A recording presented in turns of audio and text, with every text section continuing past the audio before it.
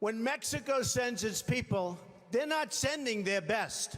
They're not sending you. Of one of his supporters. White power! They're not sending you. I don't know why you hate us. Why do you hate us? Because we're Mexicans? We're honest people right here. They're sending people that have lots of problems, and they're bringing those problems with us. They're bringing drugs, they're bringing crime, they're rapists, and some, I assume, are good people. Let me tell you something about this fucking, first of all, let me tell you something about, I know everybody, Donald Trump, fuck that puto. Fuck him. In case there was any question, fuck him. Fuck him today, fuck him tomorrow, and fuck him 3.5 years from now.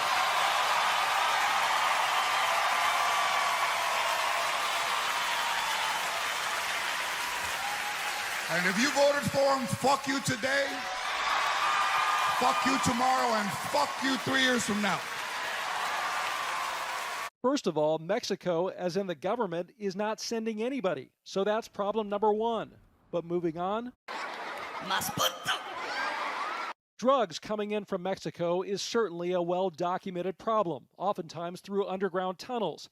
And experts say there is certainly an overlap between human and drug smuggling. But the vast majority of undocumented people caught at the border are nabbed on immigration charges, 89%, while drug trafficking charges account for just 5%, according to PolitiFact. Filipino, Asian people, Middle Eastern people, Indian people, Latinos, we all run the healthcare industry if you've been around a hospital. It also found that immigrants are underrepresented in California prisons compared to their representation in the overall population. In fact, U.S.-born adult men are incarcerated at a rate of over 2.5 times greater than that of foreign-born men. Maybe not all of us are doctors, but we're the ones that are there in the middle of the night. When you're in there, my heart, this is the last thing you're gonna see. The data doesn't at all support this categorical statement that undocumented immigrants from Mexico are responsible for large numbers of rapes. Why did you have to say they were rapists? When presented with contrary facts, Trump didn't back down when speaking with CNN's Don Lemon. Somebody's doing the raping, Don. I mean, you know, somebody's doing the, just think it's women being raped. Your girlfriend, I moved on her like a bitch, but I couldn't get there, and she was married. Then all of a sudden, I see her, she's now got the big phony tits and everything. She's totally changed her look. I better use some Tic Tacs just in case I start kissing her. You know, I'm automatically attracted to beautiful. I just start kissing them. It's like a magnet. You just kiss. I don't even wait. And when you're a star, they let you do it. You can do anything. Whatever you want. Grab them by the pussy. You can do anything. Pull the hell. I like Mexico. I love the Mexican people. I do business with the Mexican people. You liar! This is going all over the internet. You don't know who I am. You told her to go back to her country where she's from. I didn't even be with her.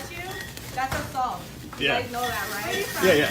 Where were you born? Where were you born? Where were you born, bitch? I was born in America, bitch. Where are your ancestors from? They're not from this country. You're going back to Mexico. Bitch, you better go back to where you're from. You just walked into her. Excuse me? Hey, God, bitch.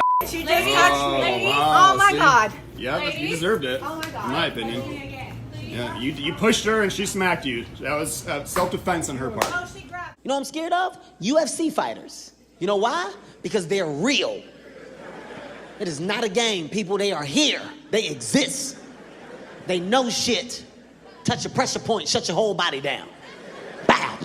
It's a wrap. All that. Can't move none of that. Fight back. I can't. Everything is shut down. I don't know what it did. Everything. I can't move anything. Right knee. It was early. Woke up. Went back to sleep. Took a nap. You ever go night-night, nigga? You ever go night-night, nigga? Everybody go night-night, nigga. Competition, if you were trying to rank the worst things they have done, the most damage they have done to our country and to the American experiment. Lots of competition. But here's the one.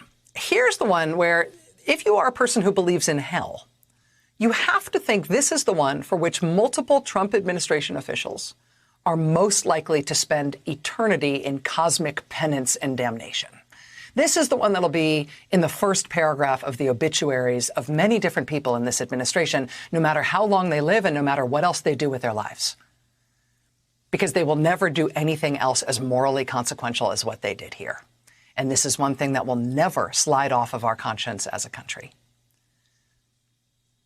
And this is something we first found out the specifics of below the fold on the front page of the New York Times on April 21st, 2018. Over 700 children taken from parents at the border.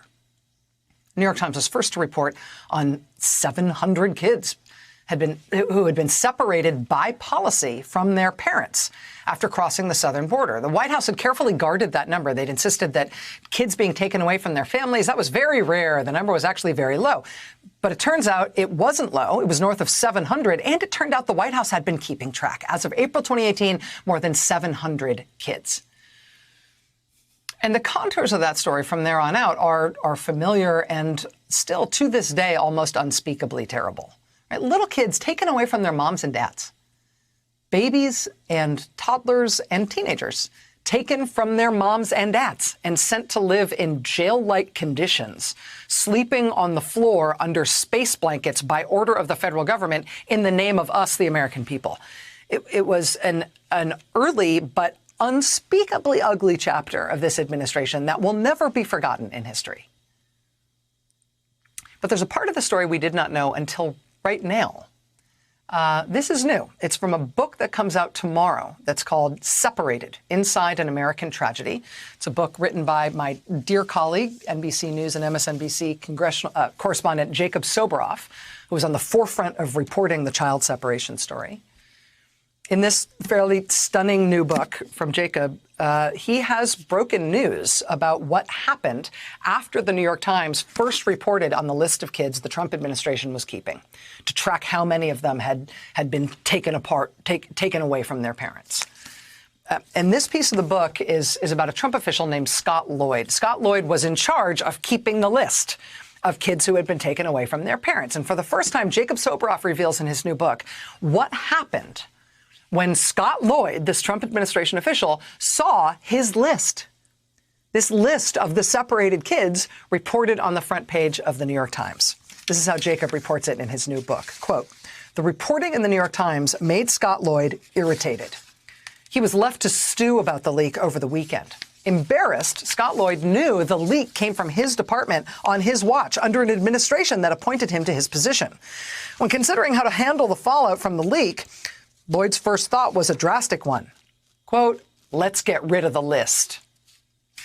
If he followed the idea through, it would destroy the critical linkage between these 700 separated children in his custody and their parents, despite the fact that the list itself was the best hope of ever reuniting them.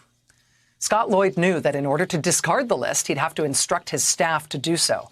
Lloyd wanted to hear from them before deciding on a course of action. Once back in the office, he queried his staff. He asked them, quote, why are we keeping this list? Can't we just email with Department of Homeland Security on a case-by-case basis? You see the problem this created. How can we prevent another leak?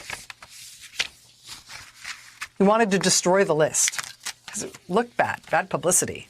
Might get him in trouble. Destroying that list would have made it nearly impossible for those kids to have ever been put back with their parents ever again. But, you know, hey, maybe it would have made the story go away. The story obviously did not go away. Neither did the policy. The list of several hundreds of kids taken away from their parents turned into a list of several thousand. You might remember after all the public outcry and disgust about this policy, the Trump administration said, okay, yeah, fine, we'll stop doing that. They haven't actually stopped doing it. Since the quote-unquote end of family separations, more than 1,000 more kids have been taken away from their parents at the southern border and put into U.S. government custody in our name. And those are just the kids that we know about.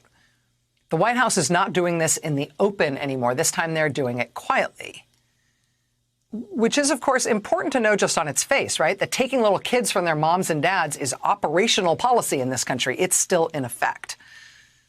But it's also important for another reason, one that Jacob smartly underlines in his new book. part of that is that this whole idea was supposed to deter people from trying to emigrate into this country, right? Well, if you're doing it secretly, how exactly are you deterring them? Right? Even on its face in terms of your own explanation for this. If you were doing this secretly and trying to get away with it without people knowing about it, how exactly are you using this policy to keep people from coming into this country? Ginger Thompson is a Pulitzer Prize-winning reporter who spent 15 years at the New York Times as an investigative reporter, as a Washington correspondent, as the Mexico City bureau chief. She's now at ProPublica, and she is the reporter who obtained the first recording today from inside a Customs and Border Patrol detention facility since the Trump administration started implementing this new policy of taking kids away from their parents, which they're now apparently doing at a rate of nearly 70 children per day. Thompson says she obtained this recording from a Texas lawyer who, in turn, says that she got it from a client who says it was recorded last week in a detention facility. Now, on this recording, you will hear kids crying here. You will hear kids crying for their mothers and their fathers. You will hear workers talking to them and trying to sort of figure out what to do with these kids. And you will also hear one very persistent, sort of heartbreakingly persistent 6-year-old girl from El Salvador, whom ProPublica has identified by name. And what she is asking for here is for someone to please call her aunt. She is 6 years old. She has memorized her aunt's phone number, and she is trying to get an adult, any adult, to help her, to call her family, to call the number she has memorized, because she knows, surely, she should be picked up. She should not be there alone. ¿De dónde son ustedes? ¿Y tú? Guatemala. No llores. Vas a llegar con... Mira, ella te va a explicar y te va a ayudar. ¿Cierto, Consuelo? ¿Qué va a pasar con su consulado hoy? Papá.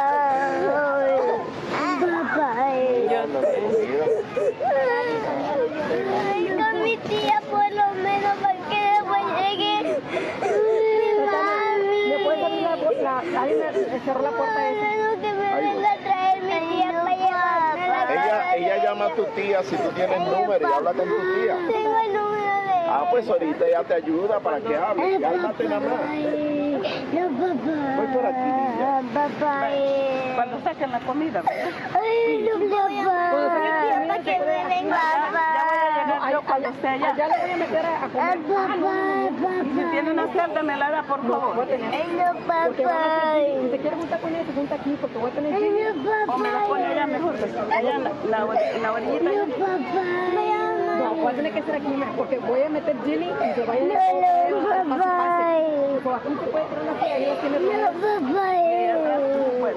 Porque aquí, porque está pasando y pasando. Ay, no, papá. Papá. Porque todas las personas Ay, no, papá.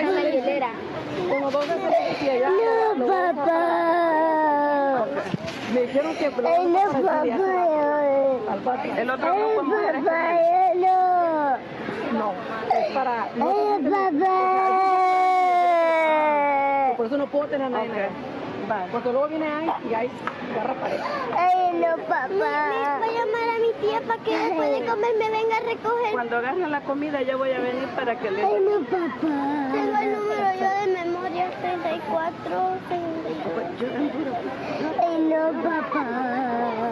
Ay, no, papá. Yo también me quiero ir. ¿Y su mami dónde quedó? ¿Dónde quedó su mami? En una casa ajena. ¿Dónde quedó su mami? ¿Dónde se quedaron sus papás, su mamá? ¿Viene con papá usted? ¿Y usted viene con mamá? ¿Y su mamá también? Yo vengo con papá. Voy a llamar al menos a mi tía para que me venga a recoger. Ay, no, papá. Y después para que llegue mi mami lo más pronto posible. No, primero con papá. Primero con papá. Primero con papá. 34.